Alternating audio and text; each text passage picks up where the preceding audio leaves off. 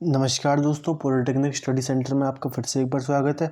तो मैं आपके लिए एक नया वीडियो लेकर आ चुका हूँ। यहाँ पर हम जानेंगे क्या वेक्टर एंड मोशन के बारे में पढ़ रहे थे। इस चैप्टर के अंदर एक वीडियो आ चुका है ऑलरेडी और ये दूसरा वीडियो है वीडियो सीरीज़ का। यहाँ पर हम एडिशन लॉ के बारे में पढ़ रहे हैं।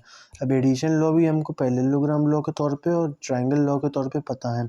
तो बेसिक इसका मतलब क्या है, तो हमने एज्यूम कर लिया कि जब भी हम एडिशन की बात करेंगे तो हम कैसे उसे ऐड कर रहे होंगे या क्या पोजीशन रही होगी उसकी हमारे वेक्टर्स की प्लेन पर।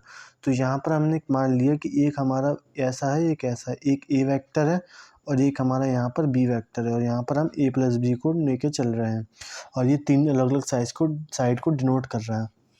तो हमने ये एक्सप्रेशन मान लिया, लेकिन इसका जो मतलब एक्सप्रेशन का जो आंसर है वो क्या होगा, वो हमारा ऐसा कुछ निकल कर आएगा जिसको हम अब इसको ऐसे ही याद कर सकते हैं कि हमारा जो ये हमारा क्या होगा, डायगोनल का स्क्वायर इक्वल्स टू हमारी अदर टू साइड का स्क्वायर के सम इनटू जो हमारी इंटू 2ab cos थीटा, ऐसे करके आप याद रख सकते हैं। या फिर आप a² + b² + 2ab cos theta.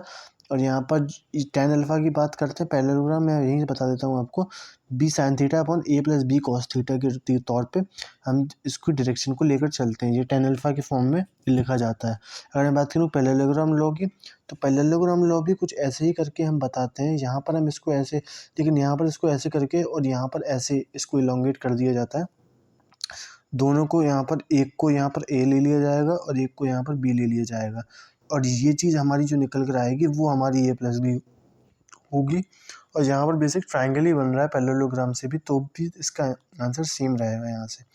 तो और इसके बाद हम प्रोडक्ट पढ़ते हैं। प्रोडक्ट काफ़ी इंपॉर्टेंट होता है। ये प्रोडक्ट कैसे पढ़ते हैं हम, scalar product of two vectors, vector का स्केलर प्रोडक्ट का। तो हमारे बेसिक क्या चीज़ें निकल कर आती हैं हमको, अभी तक क्या पता है हमको, अभी तक हमको क्या क्या चीज़ें पता है। अभी तक हमको ये पता है कि वेक्टर क्वांटिटी क्या होती है, स्केलर क्वांटिटी क्या होती है, दोनों में डिफरेंशिएशन कैसे कर सकते हैं, डिफरेंशिएट कैसे कर सकते हैं, इक्वल में क्या होता है जब सेम डायरेक्शन में जाती हैं, जब अपोजिट में जाती हैं तो क्या होता है, और ट्राइंगल लॉ और पैरेललोग्राम लॉ। बेसिकली यहाँ पर उनकी पोजीशन के अकॉर्डिंग हमने एक एडिशन फॉर्मेट का रूल बना दिया जिसको हम उसी फॉर्म में डिनोट करते हैं। अब इसका प्रोडक्ट की बात करते हैं। एडिशन और सब्ट्रैक्शन तो पढ़ लिया, प्रोडक्ट काफ़ी इंपॉर्टेंट हो जाता है। मान लीजिए हम a क्रॉस b यानी a और b अगर हमारे पास दो वेक्टर हैं तो हम a क्रॉस b को कैसे डिनोट करेंगे और a डॉट b को कैसे डिनोट करेंगे। तो अगर बात करूँ मैं a डॉट b, तो a डॉट b होता है a b cos थीटा। अगर आप यही सोच रहे हैं कि a क्रॉस b कितना होगा, तो a क्रॉस b होगा। और आप हमेशा यही याद रखेंगे बार लगाना, क्योंकि यही डिनोट करता है एरो कि कोई सी राशि हमारी, मैग्नीट्यूड हमारा कौन सा एक वेक्टर है और कौन सा स्केलर है। तो इसको लगाना काफ़ी इंपॉर्टेंट हो जाता है हमारे लिए।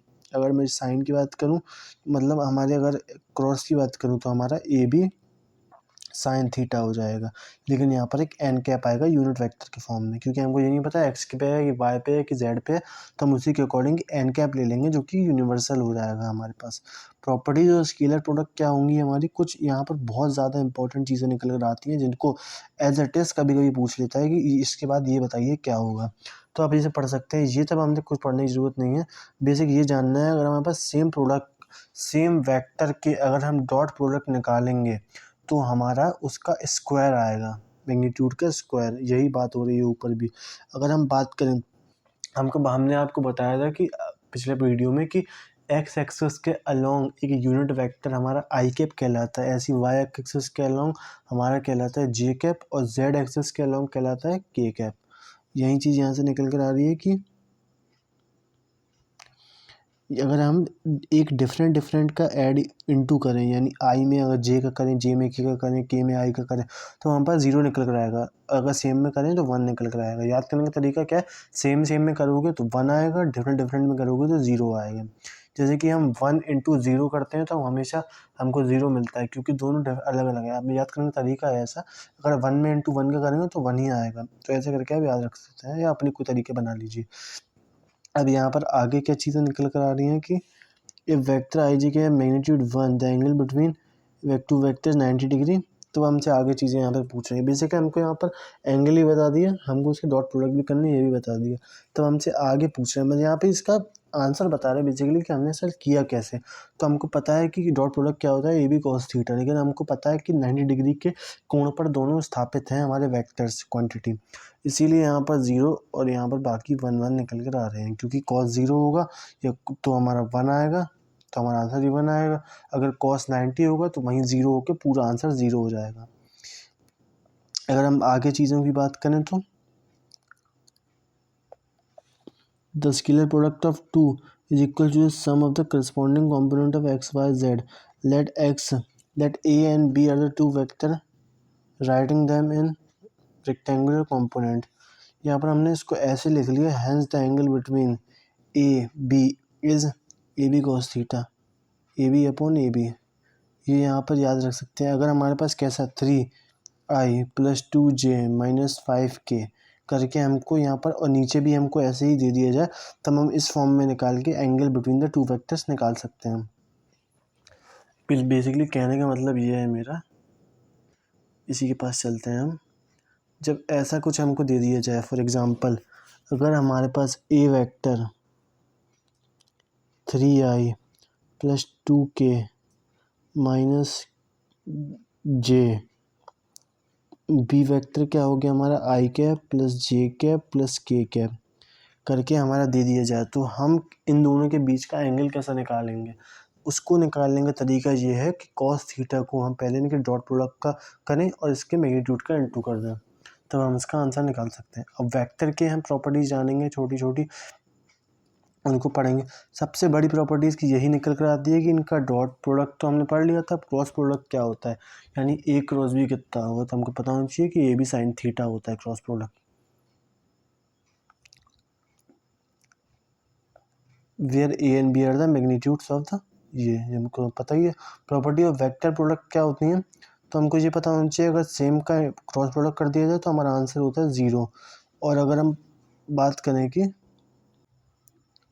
जब भी हम यहाँ पे डिफरेंट आई और जे, के और आई, या फिर डिफरेंट के जे और के का इनटू करते हैं, यानी क्रॉस मल्टीप्लाई करते हैं, यानी कि हम इसका क्रॉस प्रोडक्ट करते हैं, तो बेसिक यहाँ पर क्या निकल कर आता है, उसका अपोजिट चीज़ें निकल कर आती हैं। यानी आई जे करेंगे तो के आएगा, जो बचा है तीनों में से वो ही निकल कर आ जाएगा आंसर। छोटा अगर आंसर सिंपली बताऊँ तो, जैसे अगर जे और के होगा तो आई आएगा, के और आई होगा तो यहाँ पर हमारे पास यहाँ पर के निकल कर आ जाएगा। ऐसे ही डिफरेंट हम करेंगे यहाँ पर चीज़ें।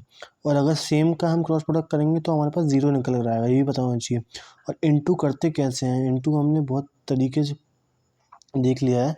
यहाँ पर अगर ऐसा कुछ होगा 3i cap + 2j cap + 0k cap + i cap + j cap - k cap, तो हम इसका इनटू कैसे करेंगे? तो हम सबसे पहले क्या करेंगे, यहाँ पर ऊपर इसका अगर क्रॉस प्रोडक्ट करना हो हमें, तो आई कैप, जे कैप और के कैप, इसको एक माइनस कर देंगे, तो हमको अलग अलग करने की ज़रूरत नहीं पड़ेगी, क्योंकि हमको नहीं तो एक जगह हमको ऊपर नीचे करना पड़ता है, तो हम वो ना करना पड़े, सिंपली रहे, इसलिए हम ऐसे कर देंगे 0। और यहाँ पर हम लिखेंगे 1 1 -1, और सिंपली इसका यहाँ फिर माइनस, इसका यहाँ फिर माइनस करके हम अपना सिंपली आंसर निकाल लेंगे।